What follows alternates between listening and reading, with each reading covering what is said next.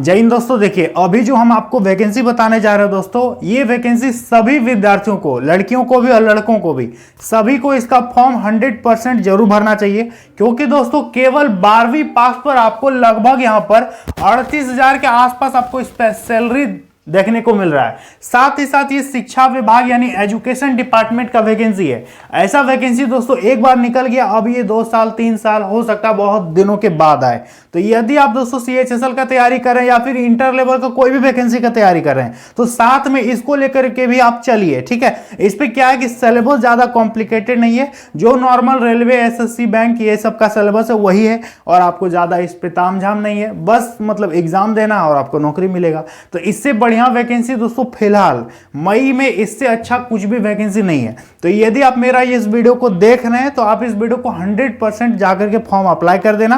पहले समझ लो, जान लो कि क्या है नहीं है, कैसे भरना है, क्या करना है, क्या योग्यता है, उम्र कितना है, पैसा कितना लगेगा, सब चीज दोस्तों एकदम साधारण भाषा में आपको हम समझाते हैं। तो वीडियो को अंत तक देखिएगा, चैनल को सब्सक्राइब कर लीजिएगा, क्योंकि आने वाले समय में जो भी वैकेंसी नौकरी होता है ना, सबका अपडेट यहां पर आपको हम बताते रहते हैं। तो ध्यान दीजिएगा दोस्तों, ये जो वैकेंसी निकल के आ गया है ये निकला है दोस्तों NVS, ठीक है, नवोदय विद्यालय समिति की तरफ से दोस्तों वैकेंसी निकला हुआ था, आप लोगों को पता है। इसका लास्ट डेट दोस्तों था 30 अप्रैल तक, लेकिन अभी एक नया अपडेट आप लोगों के लिए है, नया नोटिस भी जारी हो गया कि इसका अप्लाई डेट जो है ना 7 मई 2024 तक हो गया, यानी आपका 7 दिन, 1 सप्ताह अप्लाई करने के लिए फॉर्म का डेट बढ़ा दिया है। तो आप इसको एकदम आसानी से भर सकते हैं और नौकरी यहां पर ले सकते हैं। सबसे पहले बात कर लेंगे दोस्तों इस पे एज कितना होना चाहिए। तो देखिए 18 साल से लेकर के 27 साल तक यदि आपका उम्र है तो आप यहां पर फॉर्म को अप्लाई कर सकते हैं। साथ ही साथ सभी OBC को 3 साल छूट मिलेगा, सभी SC ST को 5 साल का यहां पर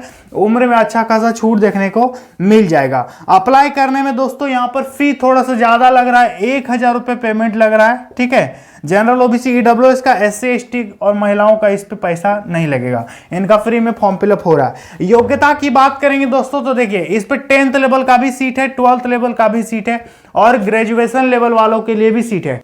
टोटल जो सीट है दोस्तों 1300 से ऊपर निकला हुआ है, ठीक है।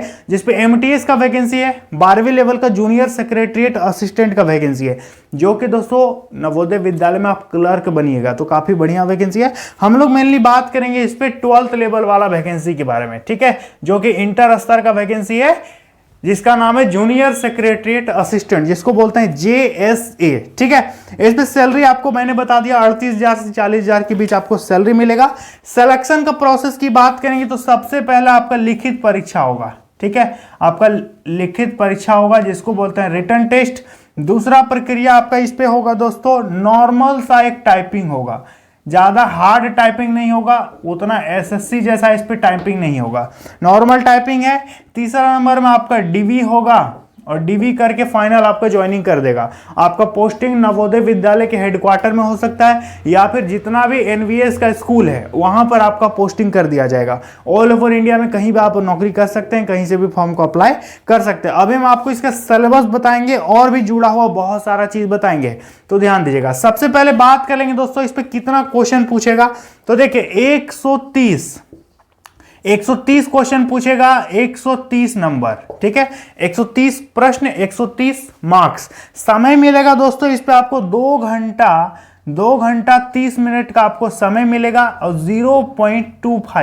0.25 का नेगेटिव मार्किंग रहेगा, यानी माइनस मार्किंग रहेगा, ठीक है। अब इस पे बात करेंगे कि कौन कौन सा सेक्शन से क्वेश्चन पूछेगा। तो देखिए सबसे पहले आपका यहां पर रहेगा 1 नंबर में रहेगा आपका रीजनिंग से दोस्तों यहां पर पूछेगा आपका 20 क्वेश्चन, ठीक। दूसरा नंबर आपका रहेगा मैथ से पूछेगा 20 क्वेश्चन।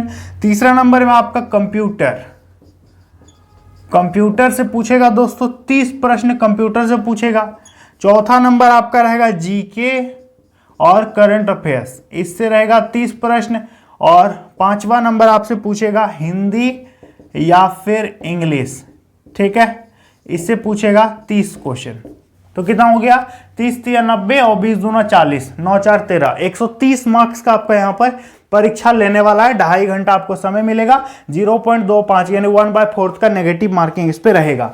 एग्जाम दोस्तों इसका कब होगा, देखिए मई में फॉर्म फिलअप हो रहा है, इसका एग्जाम जो है ना, जहां तक मुझे लगता है कि अगस्त के महीने में आपका परीक्षा होगा, ठीक है। अगस्त के महीने तक आपका एग्जाम लेगा, तो आप 100% प्रिपेयर रहो, आपके लिए अच्छा खासा टाइम मिल रहा है। CHSL भी भरो और इसको भी भरो, आपको डबल मतलब फायदा होगा, एक ही सिलेबस में दोनों निपट जाएगा, ठीक ना।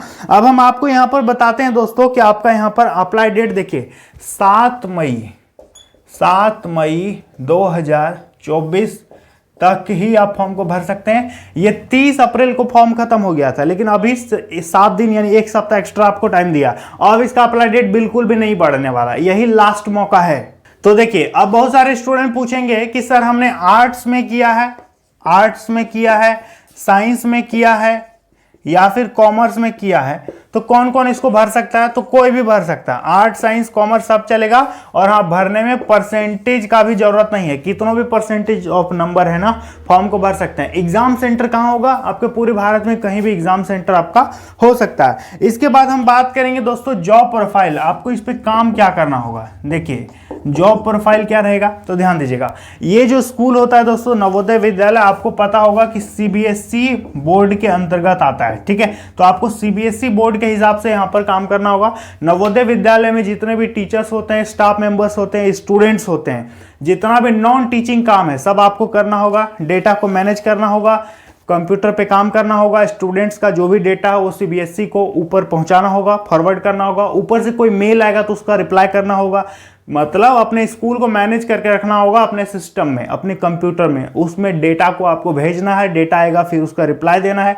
बाकी जो भी आपके प्रिंसिपल होंगे स्कूल में, वो जो आपको काम इशू करेंगे कि ये इस काम को करके दीजिए, तो वो आपको काम करना पड़ेगा, ठीक है। और तरह तरह का काम होता है स्कूल में, क्लर्क का क्या काम होता है आपको पता ही होगा। और साथ ही साथ यदि आपका हेडक्वार्टर में पोस्टिंग हो जाता है, NVS के हेडक्वार्टर में, नवोदय विद्यालय समिति का मुख्यालय में, तो दोस्तों वहां पर काम अलग ही होगा, यहाँ पर काम अलग ही होता है। तो 10 से 4-5 ड्यूटी होती है और छुट्टी भी मिलता है संडे को, और पर्व त्योहार में तो छुट्टी मिलेगा ही मिलेगा।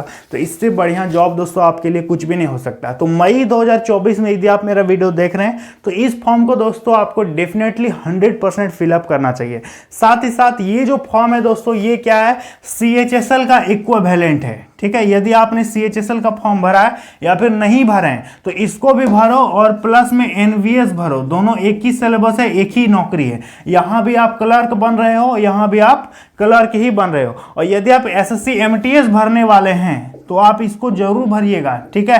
क्योंकि हम इसलिए बोल रहे हैं दोस्तों, क्योंकि 10th 12th लेवल का जॉब है, एक ही सिलेबस में यदि आप पढ़ रहे हो, MTS का तैयारी कर रहे हो, तो आप तैयारी इसका भी कर सकते हो। और सबसे बढ़िया बात यह है कि CHSL और MTS जो ये हर साल आता है, लेकिन NVS जो है ना, ये कभी कभी नहीं भी आता है, हो सकता है 2 साल बाद आए। तो ये हमेशा नहीं आने वाला वैकेंसी है, समझ में आ गया। ये रेगुलर वैकेंसी नहीं है, तो इस वैकेंसी को आपको 100% फिलअप करना चाहिए, ठीक है। तो एकदम चुपके से अप्लाई करके आप प्रिपरेशन कीजिए, 100% आपका यहाँ पर जॉब होगा, ठीक है। अप्लाई डेट तो मैंने आपको यहाँ पर बता ही दिया। और मेरा टेलीग्राम चैनल है, उससे भी आप लोग जुड़ जाइएगा, सब्सक्राइब कीजिएगा उस चैनल को। उम्मीद करेंगे आपको बढ़िया से मैंने सब चीज़ समझा दिया है। तो चलिए मिलते हैं अगली वीडियो में, धन्यवाद।